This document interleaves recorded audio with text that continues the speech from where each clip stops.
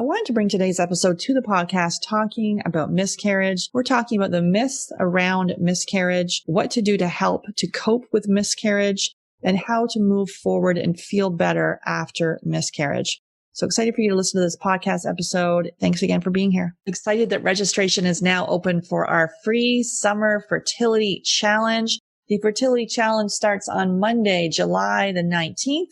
Just go to fertilitydietfreebie.com. That's fertilitydietfreebie.com to register. In this live 5-day challenge, you'll learn which foods are right for your fertility so that you can prepare for pregnancy success, which foods could be harming your fertility so that you don't waste time consuming the wrong diet, simple steps you can implement right now so that you can optimize your preconception health and get pregnant naturally. I have worked with a chef who has a nutrition background to prepare these new summer recipes that will help prepare your body for a baby. This challenge is for you and your partner. Go to fertilitydietfreebie.com. That's fertilitydietfreebie.com to join. I regularly speak with 5 to 10 couples per week who are struggling to have their baby. And although we want to help everyone, we only have 4 spots available per month to work with us. I would like to invite you and your partner to a Supercharge Your Fertility Discovery Call. And this call is for you if you meet at least one of these criteria. You've been trying to get pregnant for at least 2 years. You've been through at least one failed IUI or IVF. This calls for action takers. If you're not ready and you wait, the risk is you'll need to wait 2 to 3 months for a spot to open up. If you're seriously considering working with us, go to FabFertile, F-A-B Fertile, and click on Book a Free Call. That's FabFertile, F-A-B Fertile, and click on Book a Free Call. Then you'll be all booked in and ready to spend 30 minutes to give you the action plan to getting pregnant naturally. One theme that keeps coming up with the couples in our FabFertile Couples Coaching Program is sleep. Whether it's insomnia, having a hard time falling asleep, waking up at night, or feeling tired when we wake up, sleep is critical for fertility and hormones. And that's why I'm so excited to have Blue Blocks as our podcast sponsor. So we're exposed to blue and green light from our phones, our tablets, our computers, indoor lights, and more. And this exposure impacts our melatonin production. And melatonin is essential for both female and male fertility. It helps determine the frequency and duration of our cycle and impacts sperm. There's lots of blue light blocking glasses on the market, but the ones from Blue Blocks, they've actually compared other popular brands, and Blue Blocks block 100% of blue and green light, while other brands fall short. So I have their sleep glasses. They have red lenses, and the ones I have are a little translucent frame, and they're so stylish and really cool. And so they eliminate 100% of the blue and green light in the 400 nanometer to 550 nanometer range. So this is the exact range that has been shown in clinical studies to disrupt melatonin and negatively impact your sleep. So all you do is wear your sleep glasses after sunset until it's time for bed, and you'll notice improved sleep after just one use. And it's also cool to use when you're flying for managing jet lag. I got to say I was a little skeptical about the noticing improvement after one use, but literally I use these glasses and my sleep is actually already pretty good. I used them for one day, and I have to say, after one day, I had the best sleep of my life. I just felt so rested. So these glasses, they ship free, and they're tracked for all orders anywhere in the world. And also they have all their frames come in prescription, non-prescription, and reading glasses. Plus you can send in your frames and they'll add the blue light blocking and green light blocking lenses to your frame. So this is an easy hack that you can add to your fertility toolkit. All you do is go to BlueBlocks, BLUBLOX.com. Use the coupon code GetPregnantPodcast at checkout and receive a 15% discount. That's BlueBlocks, BLUBLOX.com, and use the coupon code GetPregnantPodcast to receive your 15% discount. Hey there. Thanks so much for listening to the Get Pregnant Naturally podcast. And I've got a favor to ask you. If you are enjoying learning about the functional approach to fertility, consider going to iTunes and rating and reviewing the podcast. This is how it helps the show reach more people that are struggling with infertility, knowing that there's another approach that really can get to the bottom of why it's not working in the first place. So all you need to do is, if you're on the app or the desktop, just go in and consider leaving a 5-star rating and leave a review. And there is step-by-step instructions in the show notes showing you exactly how to do that. So if you can just take a few minutes, just take the few minutes right now. You can pause this recording, come back, leave the review. It would really mean the world to me and help others that are on the fertility journey as well. Take care. I didn't need to go to donor eggs. Obviously, I don't regret it. I have beautiful children. I could have done things differently, restored. I was still cycling back in my 20s. I could have looked at my health, the environmental toxins, the stress I was under. Many, many women are being told their eggs are too old. That's often merely an assumption that's not based on actual evidence. The reason being that there is no direct test of egg quality. You can't test egg quality. It's the man who's got a food sensitivity or he has a zinc deficiency. Like there can be a root cause to these symptoms that are, quote unquote, period problems, that the doctor will pass you a pill without any question of why. And some part of you knows that if you can reframe your journey from not one of struggle, or if it is struggle, learn how to embrace the struggle. Learn how to embrace it. Most conditions in the child occur during the 9 months of development. It's the genetic switches are turned on or turned off, and they're pre-programmed. So you are in such a powerful, amazing position to do amazing things for your kids. Why is IVF the first step? Because we believe it should be the last step. Welcome to Get Pregnant Naturally, where functional medicine and natural fertility solutions will help you get pregnant and have your baby. Hey everyone, I'm Sarah Clark, founder of Fab Fertile and your host. I believe the functional approach is the first step for anyone struggling with infertility, and my aim is to help you get pregnant naturally. Today I'm welcoming Sheri Johnson to the podcast, and we're digging into how to heal from miscarriage. Sheri is a holistic nutritionist and spiritual coach. She's the creator of Journey to Joy After Miscarriage and Love and Loss podcasts. After 3 miscarriages and 6 years of infertility, she discovered a process for navigating the emotions of it all using her unique technique. Thanks so much for listening, and I'm so thankful that you're here. Make sure you share this podcast with someone else who is on the fertility journey. Thank you so much. Hey, Sheri, excited to have you on the podcast. I'm excited to be here. Thanks so much for having me. Awesome. If you could share your journey and really how you came to do this work. Yeah. So the long and short of it is that I experienced 3 miscarriages of my own and altogether 6 years of infertility. I struggled in between miscarriages to get pregnant. So I had my first one in 2012, and then it was another 2 years before I could get pregnant again. Even after my first miscarriage, I didn't really feel like I needed to do a lot of healing. I didn't feel a tremendous amount of grief. I didn't do take any action towards that. It was just before my second pregnancy that I had I went to therapy actually, but it wasn't because I thought I needed to heal. I thought I was sabotaging my efforts to get pregnant somehow and wanted to get through those emotional blocks. And that kind of started me on this journey I'd already been on the journey to, get my physical health in shape, but that really kind of started the mindset shifts. Then I was able to get pregnant. I then miscarried again. And then it took me another 6 months and a lot of testing and healing and a minor surgery in between. Finally got pregnant for the 3rd time 6 months later. So that's 2015 now. It's actually been a while. It was after that so I miscarried that 3rd one as well. Oh, okay. And it was after that I started to really explore emotional healing and spiritual healing and bringing that, the mind, body, spirit all together. And I'll tell you about this.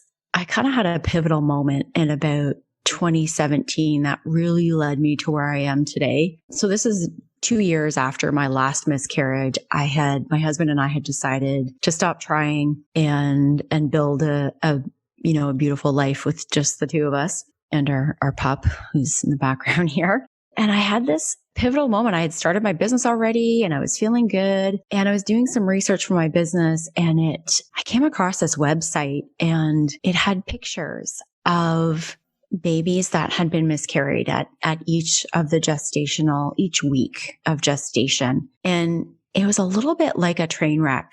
I couldn't look away, yet I didn't want to look. And of course I scrolled to the 11-week image, which is when I lost my first. And I fell apart.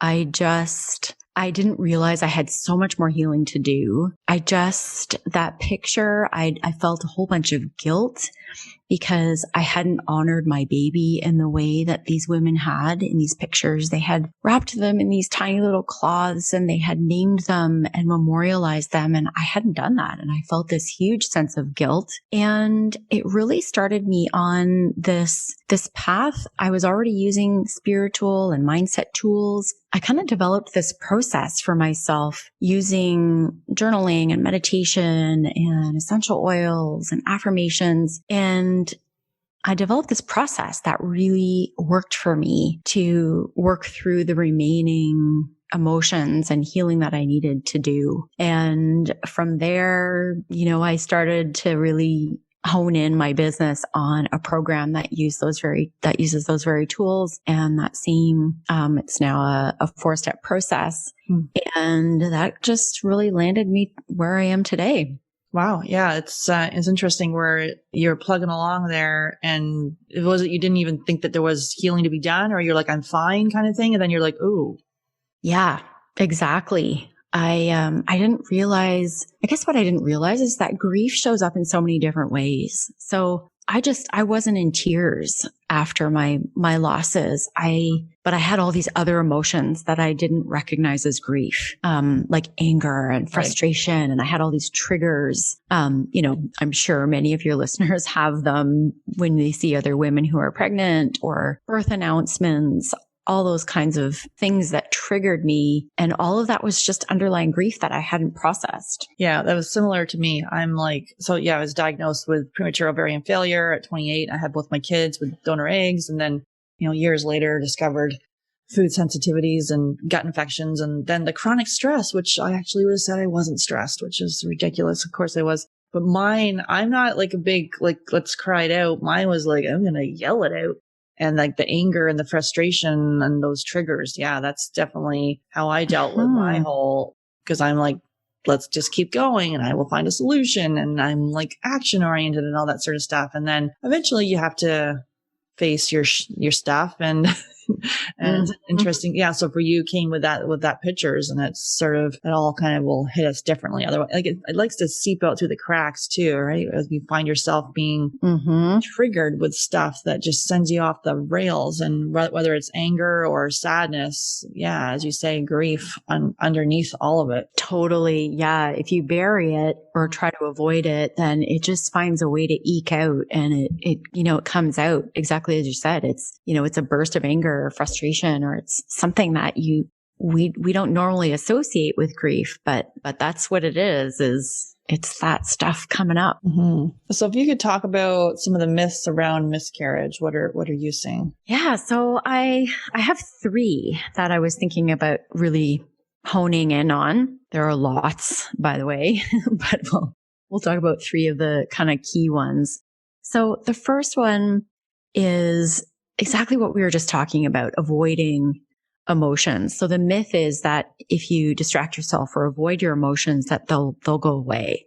The truth of it is that they don't. So examples of this, first of all, getting pregnant or focusing on your next pregnancy in an effort to, refocus, in an effort to like put the past in the past. So that's one example. Keeping busy, distracting yourself, burying your emotions. So trying to forget them, any of those activities that we do to try to keep our mind off of our grief. That's all what I'm talking about. And we've been taught this since we were children, really, that, we're told it now. People say to us, oh, just keep yourself busy, distract yourself. I hear it all the time. And what that does is it just buries your pain. And as we were saying earlier, it'll just kind of eke out in other ways if you try to crunch it down. It's much better to actually allow yourself to feel the pain and allow yourself to release it. When you feel it, that's when you can actually move through it and release it. Does that make sense? Yeah, it's perfect sense. And really, I know, because we think, oh, let's just avoid it. But yeah, like stuffing it down, which then it seeps out. And it's interesting when you first start talking about things. Like, I'm very open, and I've always talked about my journey, and that's how I process things. My husband has to listen to me all the time. But yeah, I need to get it out quickly, and then I can move on. Other people, I'm just interesting. I'm reading the Love Languages book right now, and I'm reading it for teens because I'm dealing with my teen. Was talking about where with the anger piece, where, our society, we're told that anger is just really not that. It's not like, take your anger away. And then if we're telling someone to not be angry, then the opposite is they suck the anger inside, which can be worse, because then that can lead to depression and things like that, because you're not getting it out. And it's just like inside, and it's kind of for someone withdraws. So when they're being able to get it out, however it's coming out can be, and doesn't need to come out in some horrible, thing to other people, but to be able to process it. And sometimes I think with the anger piece in our society, it's kind of, people get afraid of it and may avoid it. Oh, 100%. I apply these myths to miscarriage, but there's so many instances in society, in our lives, where we distract ourselves or stuff down emotion, bury emotion because it's not acceptable, or it's for whatever reason. And yeah, you're 100% right. Then it's not healthy. We're allowed to feel the way we feel, and we need to give ourselves permission to do it. Mm-hmm, mm-hmm. So what's your next myth you have then? Number 2 myth is that time heals all wounds. I think we hear this like all the time. And the way that I think about this one, so when you wait around for time to heal you, all that happens is that you just adapt to your new reality. Time doesn't actually heal. So I like to think of this in the physical realm. If you break a leg, say, you can wait for time to heal it, and your body will heal it to a certain extent. But most of us will take ourselves to the hospital and take some action towards recasting, realigning that bone, putting it in a cast to make sure it heals right. And then we're going to take care of that for 6 weeks and make sure we stay off of it. And then at the end of it, we might even do some rehabilitation. We work on healing that broken bone, and we don't do that with our emotions. So in my view, and I was someone who didn't take action initially towards my own healing. And in hindsight, I know that was exactly what I needed to do, was to take some action and work on my healing versus just kind of waiting it out, waiting for time to heal it. Yeah, it's interesting. And also if say there is the concept of time and all that piece, and really, if there is no time, because we're all in one space continuum, but, yeah. And if you're, I guess it's like for the person that's not able to, yeah. So taking action versus not taking action. So if we do use the broken bone analogy there, to me, I guess if you're not able to do this by yourself, which it can be very difficult. Since I've become a coach, I now have a coach in many different areas of my life, because it's important to have support. So what's kind of like a step there for someone where they know that, they need to kind of work on that. So what are the actions you mean? Yeah. What are some of the actions they can take? Mm-hmm. I have lots of them. So journaling is one of them, one of the big ones that I used. So it's identifying how I'm feeling and really digging into what's underneath of that feeling. So I find that I do that best through writing. Mm-hmm. When I do coaching myself, it's kind of tailored to the person in front of me, and we come up with journal prompts that are going to allow them to do that. But just starting out with writing down your feelings and asking yourself, what's beneath that feeling? What's making me feel that way? Where did this come from? When have I felt this before? A lot of our feelings actually stem way back to childhood. So there's, have I felt this at some point in my childhood, my teenager years? Those kinds of questions, and journaling those out can really help. Meditation is another way to do that. Asking yourself those same questions in meditation can bring you the answers from your intuition. Using essential oils. I was just listening to one of your episodes on essential oils, and that's another way to kind of shift your emotions. So those are three of the top ones that I used that are all, things that I've really incorporated into my life practices now. Absolutely. I've done episodes on all of those. So, episode on journaling, meditation, and lots on essential oils. Because sometimes people are like, not feeling the journaling. So it's sort of to feel either you can talk into your phone and then you can either erase it or listen, you can listen to it back. Depending on how you process things, sometimes if you're not a writer. Totally. I have a friend and kind of colleague in the same space who does art journaling. So she's not into writing, but she draws out what she's feeling, which I thought was another great way to get your feelings out on the paper. Mine would be stick figures, but yeah. Okay. And then you have 3 myths. The third myth?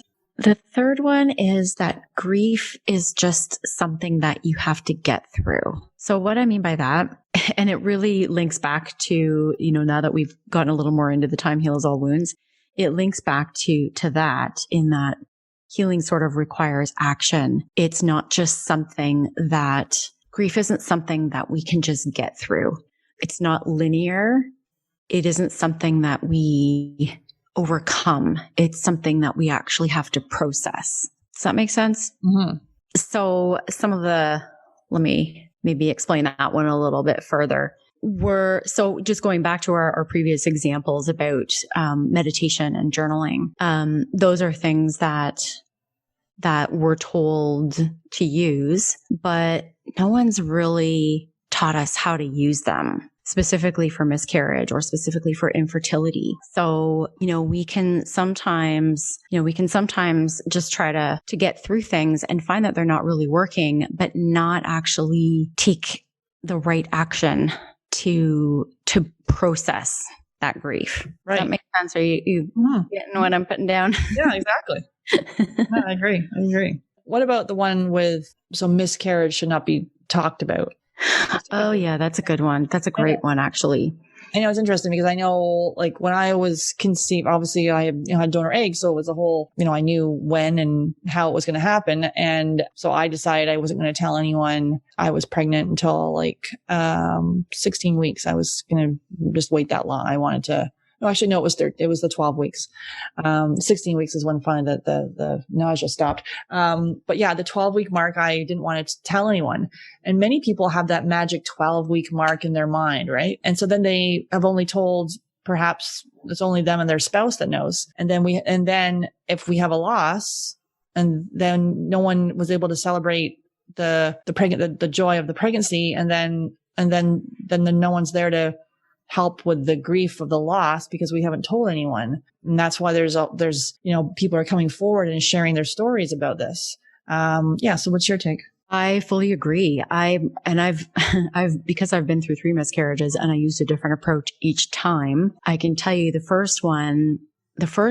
first pregnancy, I told everybody because it was a bit of a surprise. We were going to an all-inclusive resort wedding where all my friends were going to be there, and I was 7 weeks pregnant. We were going to be leaving the following week. So I told all my friends because I knew they were going to, we were going to be spending a whole week together. They were going to be asking, we're at an all-inclusive resort. Why are you not having a drink? So I told everybody. Mm-hmm. And then I remember thinking, everybody knew when I miscarried because I had to, they're all asking, how are you doing? How's your pregnancy going? And so I had an opportunity to say, well, it didn't work out and we lost the baby. And then that support was there. The second one, for some reason, I actually thought that telling everybody somehow jinxed my second pregnancy. There's superstitions in this, right? Yeah. Mm-hmm. So I didn't tell anybody. I remember saying to my husband, we're not telling anybody until we're through the first trimester. Mm-hmm. And then I remember being at my parents' when my second miscarriage occurred. I was staying there for the weekend. It was Thanksgiving weekend. And I hadn't told them yet. It happened the first night we were there. And so we got up the next morning and I kind of had to say, well, we were pregnant, but now we're not. And it felt so much harder to figure out how to even bring it up. in hindsight, in my third pregnancy, I told everybody again, because I didn't want that experience. Mm-hmm. And so to answer your question, I think there's a few reasons why we don't tell. One of them is society based. I mean, everybody says, don't tell till your first trimester in case something happens. Mm-hmm. What that means is that if in case something happens, you're not going to have support if you haven't told anybody. So mm-hmm. I'm all for telling. And in your first, I mean, you're excited when you get pregnant. Why not share that joy and that excitement? Mm-hmm. And then you share, if something were to happen, then you can share that loss as well. It's, it's something that we're taught is almost shameful, that you shouldn't talk about miscarriage because it's something that's shameful. And that's just not true. It's a time when you need the most support that you need more support than ever before in your life for some people. And so it's a time when you really need to talk about it. And if someone wants to support someone like this who's gone through a miscarriage, do you have anything that you would say to that person? So if you know someone that's going through a miscarriage and they've shared it with you, because sometimes we don't even, we don't know what to do. Yeah, it's a great question. The best way to support someone who's going through it, and I would say this of someone who's going through any kind of loss, mm-hmm. what we really need to be able to do as supporters or family or friends of people who are going through a loss is to validate what they're feeling and be able to sit with them in their pain without trying to make them feel better, without trying to find the silver lining. And it's a really hard thing to do because it doesn't really matter what kind of pain someone's in. I notice myself even doing this. I do it all the time. We all do it. Mm-hmm. We look for the silver lining. We say things like, at least. Yeah. So at least you can get pregnant. At least you can get pregnant. At least at least it was early. At least whatever. At least. There are two little words that invalidate the pain that you feel in the moment. So I think that would be my biggest advice, is just to sit there, ask them what they need, ask them what you can do. Bring them, act in a way that you would for someone who's lost a living child. Ask them, bring them a meal, offer them some tea, to sit down and have tea with them, give them a call and ask them how they're doing. Don't be afraid to talk about it. I think those would be my biggest advice. Yeah, I was just saying, just be there. Yeah. Mm-hmm. Yeah. It seems really hard. Yeah. Sometimes you want to this is uncomfortable. You want to run away. Yeah. And the more that, it goes back to what we were talking about earlier. The more we talk about, the more we as miscarriage sufferers, the more we talk about our miscarriages and our losses and infertility, the more comfortable people get about talking about it. And it doesn't become it's not so taboo. If you talk about it, they'll talk about it and they'll bring it up.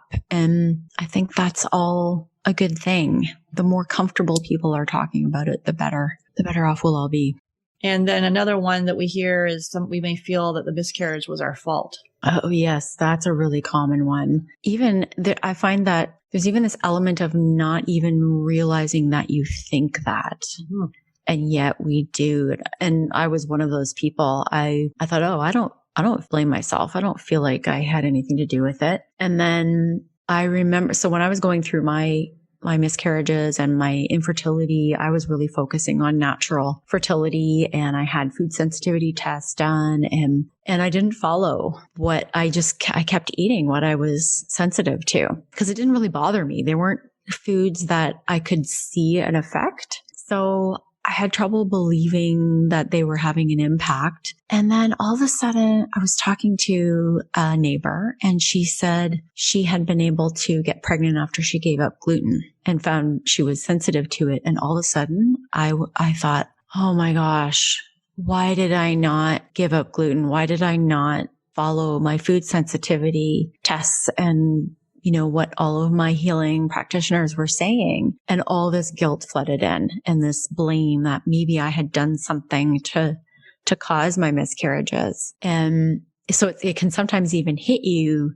This was much, much later after, 3 years after my last miscarriage, it can sometimes come flooding in, and all of a sudden you realize, oh, I do have this guilt, or I do have this kind of little bit of blame in the back of my mind that maybe there was something I could have done differently. So it's something that I think a lot of women have. And do you want me to talk about the ways that we can kind of get past that? Yeah, for sure. One of my favorite ways, it goes back to some of those mindfulness tools that I mentioned earlier. I have a little bit of a process that I use. And by the way, I have my very first podcast episode is on guilt.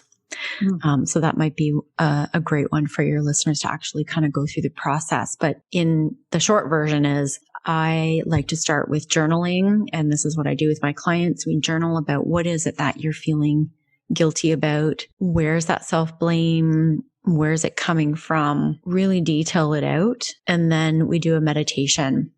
And I sort of envision and have my clients envision putting all of that guilty energy and imagining it flowing into a ball that just floats away up to the universe. And it just allows that kind of release of the burden and allowing the universe to take on that burden. And then we solidify that release with an affirmation. So an affirmation like, I forgive and accept myself for my past, something like that. And that can differ by person, but that's kind of an example. Interesting. I was listening to someone about something about the affirmations the other day, and that's really powerful what you were talking about there with journaling and then letting it go on the affirmation piece. But the affirmation I was listening to, it's instead of the affirmation, it's like to ask a question. I'm just thinking of one for instance, it was like, I want to exercise. Some of us do that and we just can't get the exercise going. And so it's like a question more of, how would a person who exercises, they'd feel like, oh, their body is like, it's fit and toned. And so then you start thinking of a person, if you already had a fit and toned body, like with the question thing, and then you end up being able to then do the activities that kind of come along with that. Because sometimes the affirmations we're saying it, and we're like, I don't really believe that. It doesn't sit right. And so sometimes like if we're saying, I am fertile, my body is fertile, or I will be a mother, or I am a mother. And we're like, no, I don't even believe that. So I'll like to start further on where you are, but maybe a question can sometimes help prompt it in there. What would I do if I knew I was fertile? Well, I would, whatever it would be. So like, I don't know, I heard that. I was reading a book a couple of weeks ago on that. And I'm like, oh, that's an interesting way of thinking of affirmations. Yeah, I love that actually. And I have heard that before. It's kind of like, how would I feel if I were to, X. I love that. The other thing that I do is if I don't feel like I fully believe the affirmation, I'll say something like, I'll put the word I'm choosing to in front of it, or I'm choosing to believe, or I'm choosing to work on become, like in your example, I am a mother. If you don't feel like you're a mother, I'm choosing to believe that I can become a mother. That sort of thing. It can kind of help to just, it's a tiny shift, but it helps. And what else would they do? You have some other steps to help feel better after miscarriage? Yes. I'm going to throw this one out there because it wasn't something that I consciously did, but it's something that I actually heard back from my community of women who've had miscarriages, and it was getting a pet. I heard your dog in the background and you heard mine earlier. I think it has something to do with what we were just talking about. And that's feeling like a mother. And when you shift your focus to feeling nurturing, feeling like a mother, feeling like someone who cares for another person or another thing, a pet can really move you into that space. And it gets you out of that space of, I'm not a mother. I don't know how to nurture. I don't know how to care for something. It kind of moves you into this space where I have something to care for. And this little thing you can love them like a child. So it's something that has really helped, I think, a lot of women in the miscarriage community. Yeah, I was diagnosed with the premature ovarian insufficiency there, I think a year or so after that diagnosis. I'm like, I want to get a dog. And my husband's like, I don't want to get a dog. Too much responsibility. And I'm like, I have to say, I didn't cry through any of the diagnosis or any of that stuff. I remember sitting on the bed just bawling uncontrollably. I want this dog. And then so he was like, oh my God, what's going on? And so we got the dog and little Bijan Frise. And yeah, she, because my kids are 19 and 16 now. So she passed away when she was 13. So yeah, it was interesting.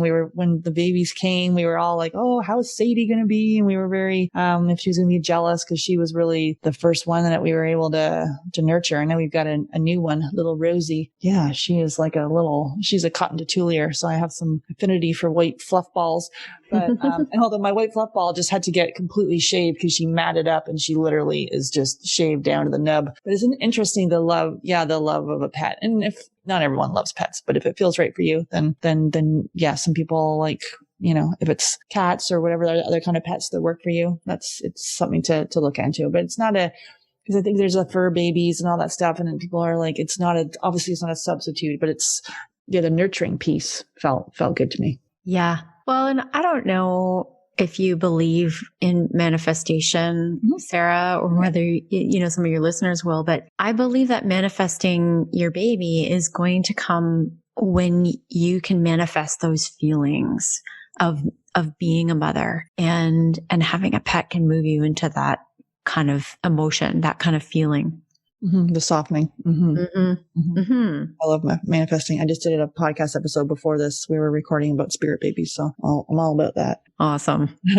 Any other? There's ones here about memorializing your loss. That's one thing that I actually didn't do. Mm-hmm. And I was sorry that I didn't. And it's never too late, actually, is what I learned. But having, everybody will do this in a different way. There's a reason why we have funerals for our loved ones. It helps us to feel closure. It helps us to honor their memory. And it never even occurred to me to do this after my pregnancy losses. I just never even felt like that was something you should do, or that it was a loss that was worthy of a memorial. Mm. And so I never did that, but it doesn't have to be a big thing. It can just be, lighting a candle and honoring the memory. It might be, taking a few possessions and burying them. Maybe it's the ultrasound picture, or it's a blanket that you'd purchase for them, or something. You can, take that and have a little burial service. Or one of the things actually that we just did the other day, as a group, I had a baby naming ceremony, and we just did that on Zoom, and we said the names of our babies and lit a candle for them and did a little meditation, and then we closed. And it's a nice way to honor the memory and honor the loss. So that's something I really encourage people to do, even if it's been years after your loss. That can be, years, weeks, months, whatever it is, can be really helpful. Actually had Jackie Figueres, I'm going to pronounce her last name wrong. She was on the podcast, and she talks about miscarriage as well. And she's experienced, it's either 3 or 4 miscarriages that she's experienced. And I noticed that she did a commemorate, like in memorial or in honoring the losses. It was a picture of her. She's like, this is my family. And it was her husband, and her living child. And then them, like her holding kind of these little angels, or like these little spots, so they were part of the family in the picture. It's kind of like, finally, I have my whole family in my picture. That's beautiful. Yeah. I'm going to have to listen to that one too. Mm-hmm, mm-hmm. That one, she just posted the other day about that, but with the podcast episode, yeah, she has some good things to talk about there on the podcast episode. And then you talk about essential oils. Do you have ones that you like? Yes, I do. So what would be my favorites? I mean, rose is one of my absolute favorites for comfort. The florals tend to be comforting. So those are the ones that I use for right after a loss, when you're really feeling that need for nurturing and comfort. So rose, it really, putting a couple of drops of rose over your heart. But any of the florals, lavender, jasmine, geranium, those are all comforting. there's also, one of the big things that I bring into my practice is the idea of letting go, and not necessarily letting go of your baby, but letting go of emotions that you have toward your partner, forgiveness, letting go of negative energy that you have towards your body, forgiving your body for betraying you. And for those types of things, which are really important, I use the tree oils. So frankincense is one of them. The furs, so Siberian fir or balsam fir, whatever furs you can get your hands on. Those ones are really beautiful for letting go. Nice. These would be my top ones. Nice. Mm-hmm. And do you have anything you're obsessed with right now, be it a book, a website, an app, a documentary, anything you'd like to listen to, you'd like to recommend to our listeners that you're just loving right now? Yeah. So, and by way of books, I just recently picked up the Miscarriage Map. Okay. So that's probably a popular one of the more popular ones out there. It's by Dr. Sunita Osborne, I think her last name is. Mm-hmm. The Miscarriage Map. Podcasts. Oh my gosh, there's so many. Miscarriage Hope Desk is a wonderful one. I gravitate towards the ones that are like, that I'm learning something from. Mm-hmm. But there are lots out there that are like miscarriage stories. Mm-hmm. Where women share their stories. And I think a lot of women gravitate towards those when they first have a loss, just to know they're not alone and helps them feel understood. And I'm trying to think of the names of them. I'll start with Miscarriage. I'll send you one for your show notes after. How about that? Sure. And is there a success story you'd like to share with us? You know what? Let me tell you about one of my clients, because I think she would be very similar to one of your listeners. So she's someone who, she went through my program and she was going through fertility treatments.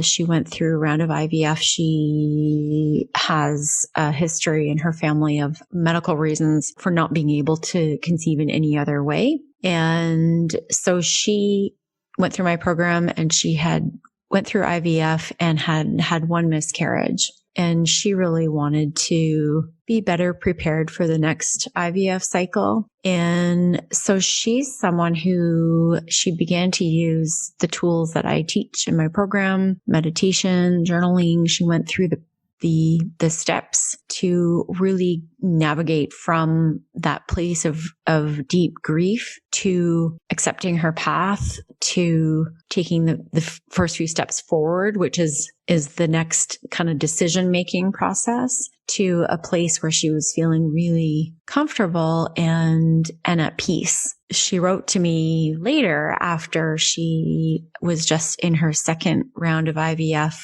and miscarried as well. But her words to me were, I went through the cycle feeling so much more calm and peaceful through the cycle, and came out of it knowing that I had the tools to manage my grief. And that to me is the ultimate success story. Yeah. Because we are all going to experience loss in our lives. And if you have a set of practices and tools that will get you through that, it's so much easier going into it. It's less scary, for example, to go into another IVF cycle, or even a next pregnancy, whether it's through IVF or not. It's so much easier to go into that next cycle, that next pregnancy, knowing that you're going to be able to handle whatever happens, whether it's a joyful outcome or not. Mm-hmm. That's beautiful. Thank you. And then you have a free download for the listeners. They can go, it's called Navigate Grief After Pregnancy Loss. Go to sherijohnson.ca/roadmap. Sheri with one R and Johnson. So I will put that in the show notes. So what can they expect with that? That is really, it's dipping your toes into my process. So it's 6 steps to help you navigate grief. I also get into some of the mistakes that women make after a miscarriage. So the mistakes to avoid, and gives them a little bit of a taste of my program, basically. Great. So sherijohnson.ca/roadmap. And any final thoughts on this, Sheri? You know what? I'm always asked this question on podcasts, and I always struggle to come up with the best answer because there's so many things that I would love to leave your listeners with. I think the one thing that I would say is just that there are so many healing tools and practices out there. Sarah, you have a whole slew of them yourself. I have lots. There are other people in our space. Find something that resonates with you and just take some action, because you don't have to just suffer through it. Whether it's infertility or miscarriage or both, there's tools out there to help you. And I would just say to find one that resonates with you and try it. Awesome. Thanks so much, Sheri. I appreciate your time and really talking us through this subject, and it can really just be filled with a lot of really unknown and really what to do. So thanks for giving us some tips and help to cope. So thank you. Thank you. Thanks so much. I enjoyed our conversation, Sarah. Thanks. Excited that registration is now open for our free summer fertility challenge. Challenge starts on Monday, July 19th. Just go to fertilitydietfreebie.com. That's fertilitydietfreebie.com to register. Excited for you to sample the new summer recipes, along with having access to our team of fertility experts during this live free challenge. Again, go to fertilitydietfreebie.com to register your spot. I regularly speak with 5 to 10 couples per week who are struggling to have their baby. And although we want to help everyone, we only have 4 spots available per month to work with us. I would like to invite you and your partner to a Supercharge Your Fertility Discovery Call. And this call is for you if you meet at least one of these criteria. You've been trying to get pregnant for at least 2 years. You've been through at least one failed IUI or IVF. This calls for action takers. If you're not ready and you wait, the risk is you'll need to wait 2 to 3 months for a spot to open up. If you're seriously considering working with us, go to FabFertile, F-A-B Fertile, and click on Book a Free Call. That's FabFertile, F-A-B Fertile, and click on Book a Free Call. Then you'll be all booked in and ready to spend 30 minutes to give you the action plan to getting pregnant naturally. Melatonin is important for female fertility. It helps regulate hormones and maintain the body's circadian rhythms. Plus, it helps determine the frequency and duration of the menstrual cycle. Plus, it impacts sperm count and motility. Blue and green light negatively impact our melatonin production. That's why we recommend Blue Blocks, blue and green light sleep glasses to all our one-to-one clients. Simply go to Blue Blocks, BLUBLOX.com, and use the coupon code GetPregnantPodcast at checkout to receive your 15% discount. That's BlueBlocks, BLUBLOX.com, and use the coupon code GetPregnantPodcast. The Get Pregnant Naturally podcast, including show notes and links, provides information with respect to healthy living, nutrition, lab testing, and is intended for informational purposes only. The information provided is not a substitute for medical advice, diagnosis, or treatment, nor is it to be construed as such. We cannot guarantee that the information provided on the Get Pregnant Naturally podcast reflects the most up-to-date medical research. Information is provided without representation or warranties of any kind. Please consult a qualified physician for medical advice, and always seek the advice of a qualified healthcare provider with any questions you may have regarding your health and nutrition program.